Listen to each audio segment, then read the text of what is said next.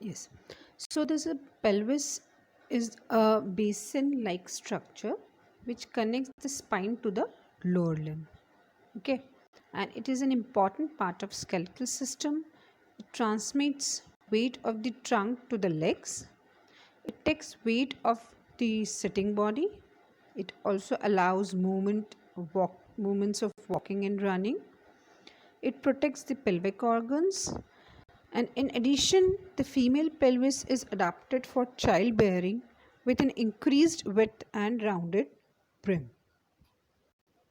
So, pelvis is a very important structure, and its definition is it's a skeletal ring formed by two innominate or hip bone and the sacrum and coccyx. Okay, so the pelvis is formed by the two innominate or hip bones. We call them as a hip bones, and the sacrum behind the posterior bone, and the coccyx is the lowermost part of the sacrum. Okay, now the types of pelvic bones are there are four pelvic bones that form pelvis: the two hip bones, one sacrum, and the that is the innominate or nameless bone, the one sacrum and one coccyx. So here you can see the various bones. Here you can see the various bones. See the two. This is the pelvis or the lowest part of the trunk. The two innominate bones. Okay, the sacrum, okay, and the coccyx is this is the coccyx, the lowermost part of the sacrum is the coccyx. Okay, next the two innominate bones are is formed by innominate bone is made up of three bones: ilium, ischium, and pubic bone. We have done with this bony part already in the spine portion in the hip bone. Let's revise it fast. So ilium is the flat out part of the hip bone. It has the following parts: iliac crest is the upper border, concave border is iliac fossa, anterior superior iliac spine, interior inferior iliac spine, posterior superior iliac spine, and the posterior inferior iliac spine. See, the iliac bone. This is the iliac bone and its attachment to the. Uh, so here you can see the pelvis, ilium, sacrum, the acetabulum, it is here, this ischium, ilium, ischium, and pubis. Okay, this forms the pelvic bone. Okay, and uh, this is the femur, then this is the coxal bone or paired bone.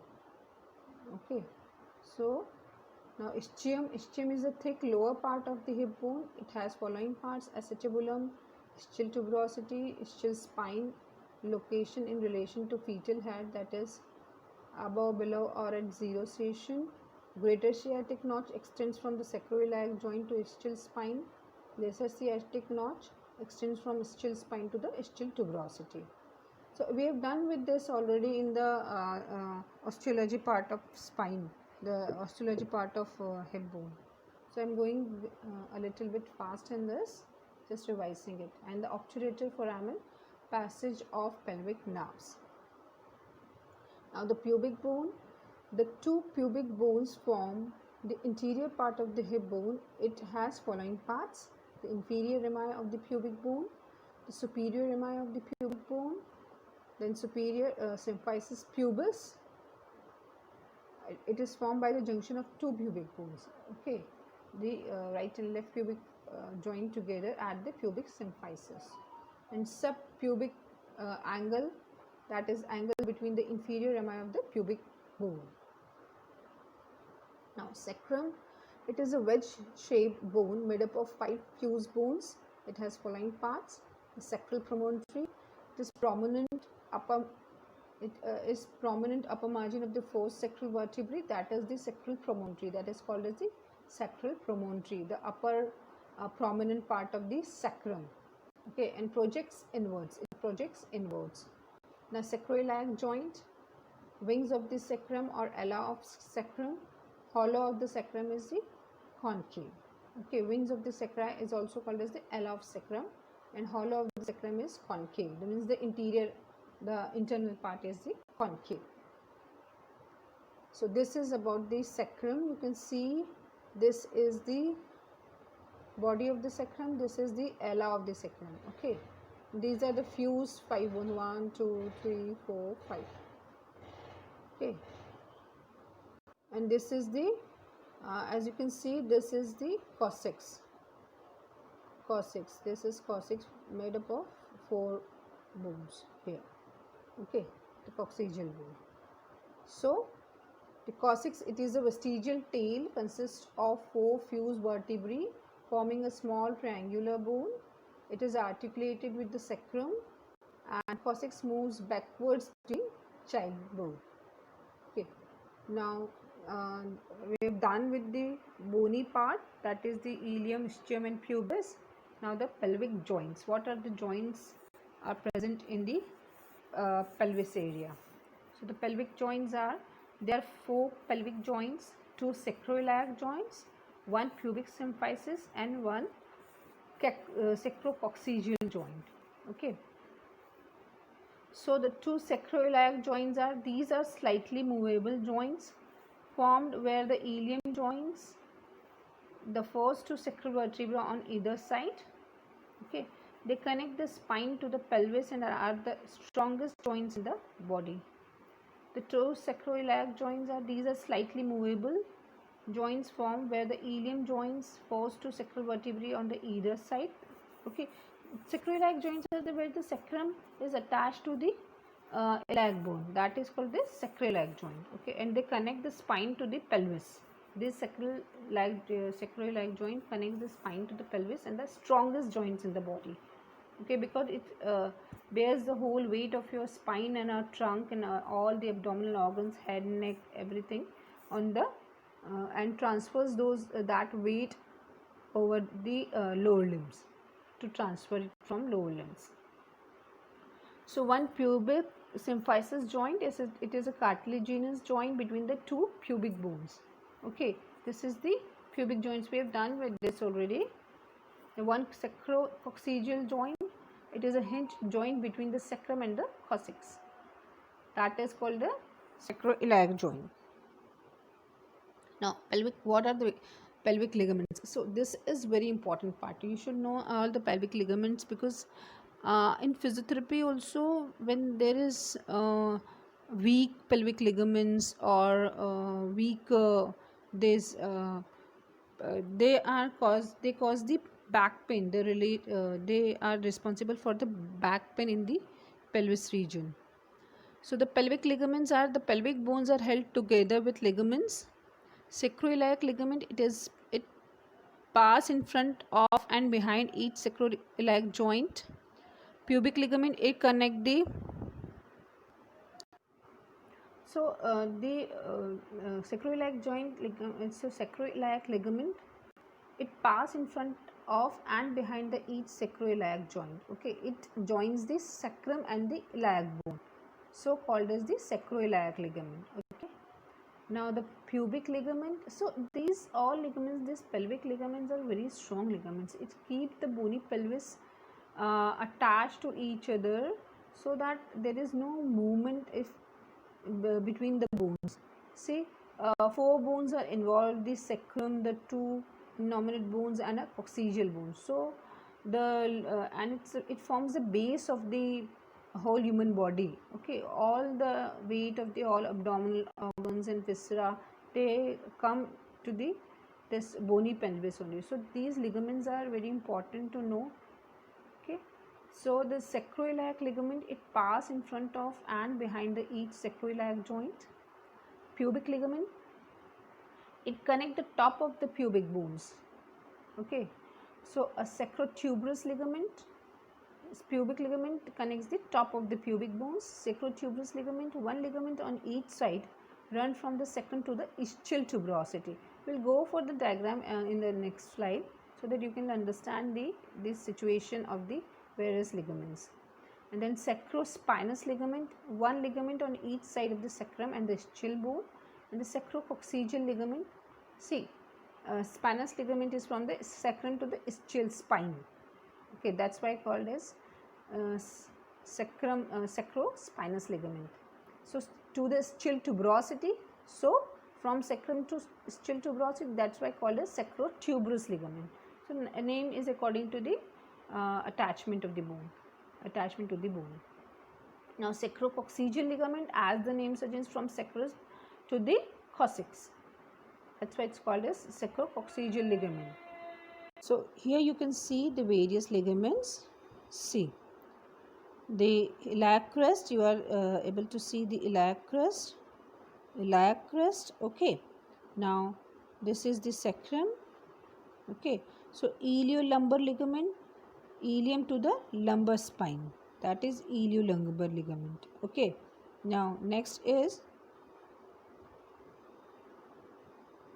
first see the structures. What are the structures present? See iliac crest you have seen, then tubercle of the iliac crest, okay. The anterior superior iliac spine, that is inferior superior iliac spine, then that is acetabular margin, okay. That is the iliac crest is over. Then posterior superior iliac spine, here is the posterior superior iliac spine, okay. Then there is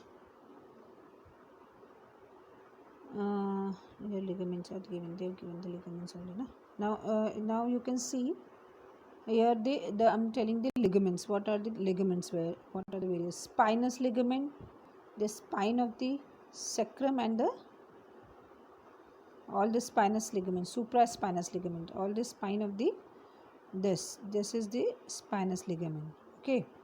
Now next is the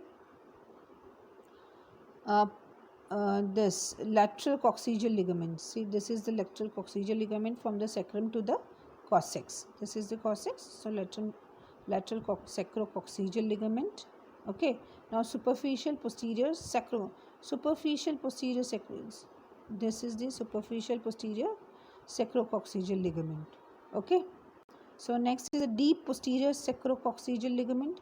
So deep posterior sacrococcygeal ligament is this deep posterior sacrococcygeal ligament, okay.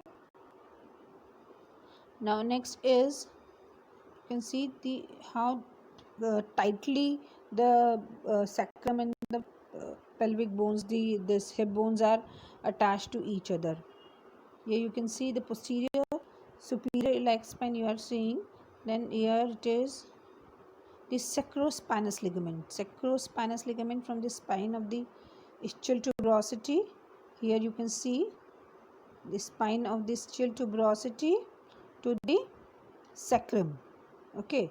So to the sacrum and the spine of the ischial tuberosity. So it is the sacrospinous ligament, okay. Acute tuberous ligament, the tuberosity of the ischium and the sacrum. This is the sacrotuberous ligament, okay. So this is the various ligaments, it's present here. This is posterior sacroiliac ligament. This all is the posterior sacroiliac ligament. Here it is the posterior sacroiliac ligament, okay. See this. So these are the various ligaments in the pelvis, okay. Now next is the, what is the structure of the pelvis? Next we must know about the what is the false pelvis and what is the true pelvis, okay. Now false pelvis. What is the false pelvis? It is formed by the upper flared out portion of the ilium, okay. I'll explain in the picture afterwards. So it is formed by the upper flared out portion of the ilium, laterally iliac fossae, posteriorly fifth lumbar vertebrae. So laterally the iliac fossa on the both the side, iliac fossa on the both the side. That is the false pelvis, about the false pelvis. Posteriorly by the fifth lumbar vertebrae, anteriorly by the abdominal wall and the inguinal ligament, okay. So this is the boundaries of the false pelvis, anteriorly by the abdominal wall and the inguinal ligament, okay. Posteriorly by the fifth lumbar vertebrae and laterally by the two iliac fossa.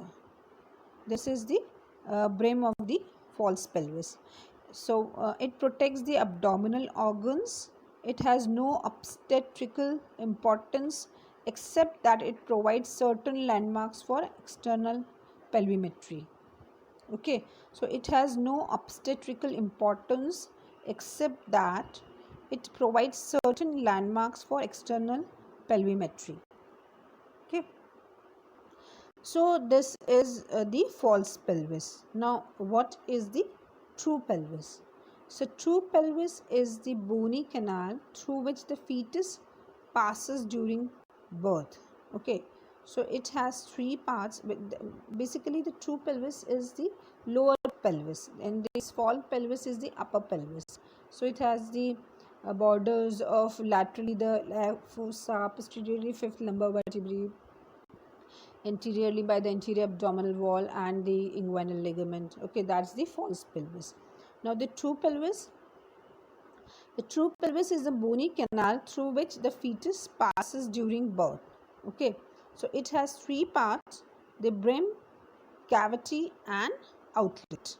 Okay, so true pelvis has three parts: the brim, the cavity and the outlet. Now what is the brim or the inlet? It is also called as the pelvic brim is also called as the pelvic inlet.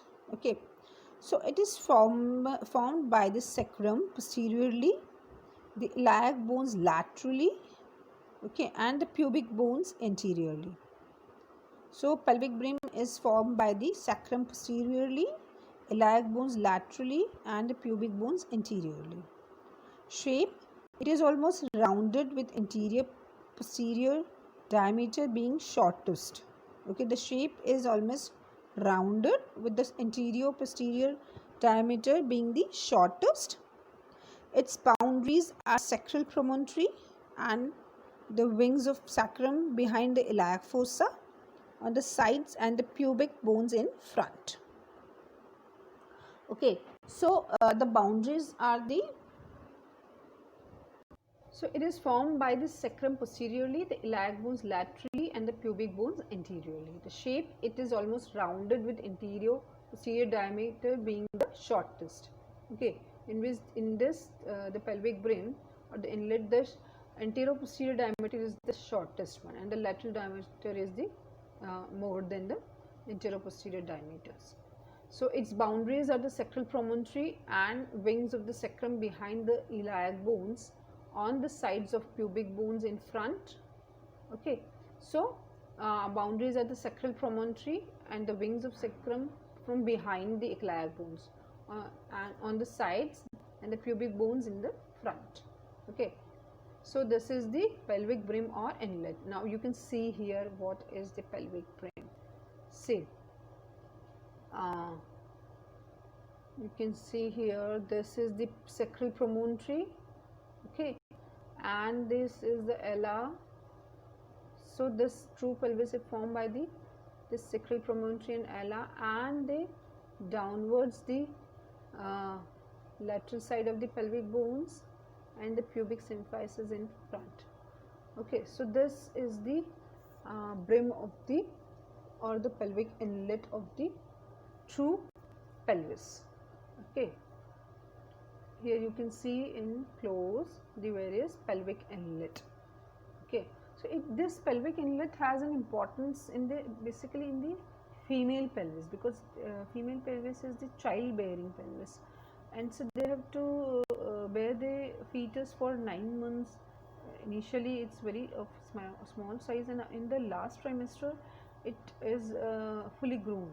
So this pelvic brim is very important in this female pelvis, especially this pelvis inlet, outlet and all this is the important in the female pelvis. Okay, so next is the landmarks of the brim is the you can see here the sacral promontory. Okay, first the sacral promontory A and then sacral ala. Okay, then sacroiliac joint on both the sides, you can see on the both the sides, and then the iliopectineal line. Iliopectineal line is the ilium and the pectineal and the sacral part. The iliopubic eminence. Here is the iliopubic eminence. Here it is the iliopubic eminence. Okay, see sacral promontory, sacral ala on the both sides.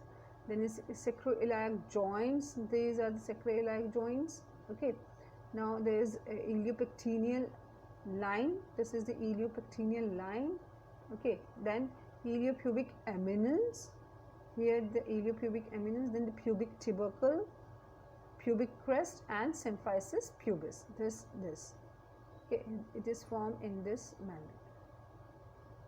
See, from sacral promontory, ala, sacroiliac joint, pectineal joint, and then pubic tubercle, then pubic crest and the pubic symphysis. So this is the pelvic brim. The true what you can say true pelvis. Now diameters of the brim. What are the various diameters of the brim? Is anterior-posterior diameter, transverse diameter, and the oblique diameter. These are all important in the when you go for gynae. So this pelvis is very important part of that. So during the childbirth, the different shapes of pelvis are there, and that have different clinical anatomy also. So the diameters of the brim is the anterior posterior diameter, transverse diameter, and the oblique diameter. Now about the anterior posterior diameter. See, the anterior posterior diameter, it is a line from the sacral promontory to the upper border of the symphysis pubis. Okay, very simple. See, from the sacral promontory to the symphysis pubis from the anterior posterior. Okay, and this diameter is of three types: the diagonal conjugate, the obstetrical conjugate, and true conjugate. Okay, so what is the diagonal conjugate? Distance between lower border of symphysis pubis to the midpoint of the sacral promontory. Okay, that is the diagonal conjugate. Okay, and that is, it is about 12 centimeters. This diagonal conjugate is. Now obstetrical conjugate, it is distance between the midpoint of the sacral promontory to prominent bony projection in the midline of the symphysis pubis. It measures about 10 centimeter. Okay, so it is the distance between the midpoint of the sacral promontory to prominent bony projections in midline of the symphysis pubis. Okay, that measures about 10 centimeters. True conjugate, it extends from the sacral promontory to the top of the symphysis pubis. Okay, so that is, it extends from the sacral promontory to the top of the symphysis pubis. It's normal about the 11 centimeter or more. So this is there is difference of 1 centimeters and 2 centimeters between these diagonals. Okay, so as you can see, the position, they all starts from the sacral promontory and they ends at the different place in the pubic area. Okay, so diagonal conjugate ends at the midpoint of sacral promontory. Obstetrical conjugate ends at the bony projection in the midline of the symphysis pubis.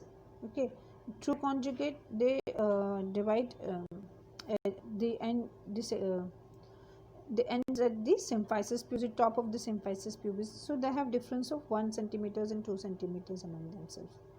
Okay, now transverse diameter, it is a distance between the two farthest points of the pelvic brim over the iliopectineal lines.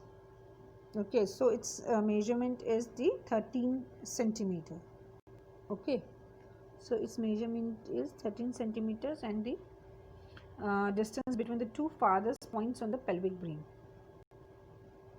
Now oblique, it starts from the sacroiliac joint to the opposite iliopubic eminence. Starts from the sacroiliac joint to the opposite iliopubic eminence. Okay. Now the diameters of pelvic brim, they see here they have given transverse diameter, that is 13 centimeter, the anterior posterior diameter, and the oblique diameter. They have given this in this manner. Now about the pelvic cavity. how the pelvic cavity is formed with. The pelvic cavity extends from the brim above to the outlet below. Okay, the pelvic cavity extends from the brim above the inlet and above and to the outlet below. It is the space between the inlet and the outlet. Okay. Now its shape is almost rounded, and it consists of interior border, that is the symphysis pubis, posterior border, that is sacral hollow, lateral border, soft tissues, and all diameters measure about 12 centimeters. Okay, so this is the pelvic cavity. Now the pelvic outlet, anatomical outlet, it consists of lower border of all bones and sacrotuberous ligament. Okay, it consists of lower border of symphysis pubis, sacrococcygeal joint and sacroischial spine. Okay, and its shape is the antero-posteriorly oval.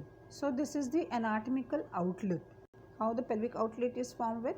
It consists of lower border of all bones and sacrotuberous ligament. Okay, and it consists of lower border of symphysis pubis, sacrococcygeal joint and the sacroischial spine. And the shape it is antero-posteriorly oval. Okay, now what is the obstetrical outlet? This outlet has a greater practical significance because it includes the narrow pelvic strait through which the fetus must pass. Okay, so this outlet is of importance in the female pelvis, especially because they have to bear the child, and the child then in the normal delivery they pass through this obstetrical outlet. So it is otherwise known as bony outlet, and the shape is the diamond shape. Now diameters of outlet: antero-posterior diameter 13 centimeter. We have done with this. It extends from the lower border of the symphysis pubis to the tip of the coccyx. Okay. Then the oblique diameter, it is extends from the right and left sacrospinous ligament to the obturator foramen, and the transverse diameters between the ischial spines. So these are the diameters of the outlet. Now, what are the various types of pelvis? See, these are the various types of pelvis and is of importance in the female pelvis, especially gynecoid pelvis, okay, anthropoid pelvis, android pelvis. That is gynecoid pelvis is common in females, okay, and android pelvis is common in males. The maximum males have the android pelvis and the gynecoid pelvis in the females. So anthropoid pelvis and platypeloid pelvis. These are the various types of pelvis. Now about the gynecoid pelvis, that is it consists of 50% of the females have the gynecoid pelvis. It is commonly known as the female pelvis because that type occurs most frequently in women. Okay. Most suitable for childbirth. It has a wider brim. Ischial spines are blunt and subpubic angle is 90 degree. Okay. So this is the most suitable for childbirth, wider brim, ischial spines are blunt and subpubic angle is 90 degree. So this is the gynecoid pelvis. Then the anthropoid pelvis, it is consists of 25% females have the human being has the anthropoid pelvis. It favors a posterior position in the females, actually not human being. It has the anthropoid pelvis, like 25% of females have the anthropoid pelvis. It favors the posterior portion of the fetus, oval in shape, transverse diameter is shorter, okay, seen in tall women with narrow shoulders. Okay, this is present in the tall women with narrow shoulders. Now android pelvis, it is commonly known as the male pelvis because it occurs more frequently in men.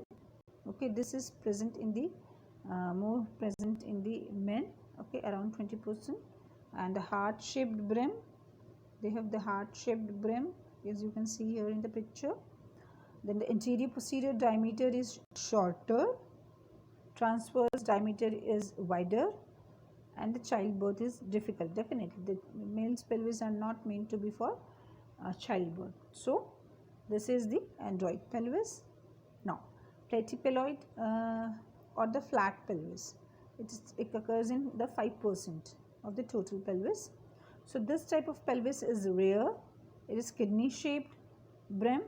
Anterior posterior diameter is smaller, transverse diameter is wider, and not conductive to vaginal delivery. Okay, so this is also not meant for the childbirth through vaginal deliveries. Okay, now the various deformities of the pelvis. So contracted pelvis, rachitic pelvis, asymmetrical pelvis, Robert's pelvis. This you should know the name, just must go through the names only, then you need to go in detail. Naegeli's pelvis, osteomalacia and or osteomalacia pelvis, assimilation pelvis, others are kyphosis, scoliosis or spondylosis, listhesis pelvis. So these are like kyphosis, scoliosis and spondylolisthesis is of importance in the physiotherapy. So this kyphosis, scoliosis and spondylolisthesis also changes the shape of pelvis. Okay, if patient has kyphosis or more kyphotic spine, kyphotic thoracic spine, so they have the shape of the pelvis is changed in those patients. If they have scoliosis, then the pelvis is turned toward one side. Okay, and spondylolisthesis also changes the pelvis. So that's, I think that's all about the bony pelvis of the part of the pelvic region, the bony pelvic part of the pelvis region. Thank you.